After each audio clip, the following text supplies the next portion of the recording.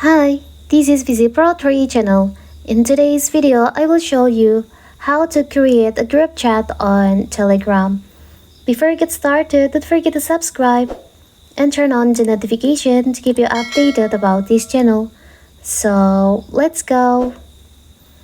Telegram has emerged a versatile platform that allows you to connect with friends, family, or like-minded individuals seamlessly. One of Telegram's powerful features is the ability to create groups. And in this video, I will show you how to create a group on your Telegram. It's so simple. So first of all, we have to open our Telegram. Now you can just click on the pencil icon on here and tap on new group. You can choose for the member of your group, which is this.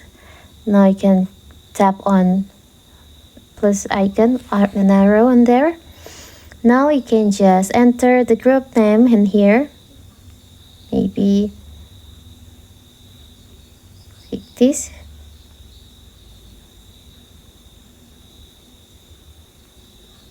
You can also add the profile picture, but I will skip that. Now you can tap on checklist. So here's your new group on Telegram. It's a simple right? So that is how to create group chat on Telegram. Don't forget to like and subscribe and turn on the notification to keep you updated about this channel. Thank you and see you!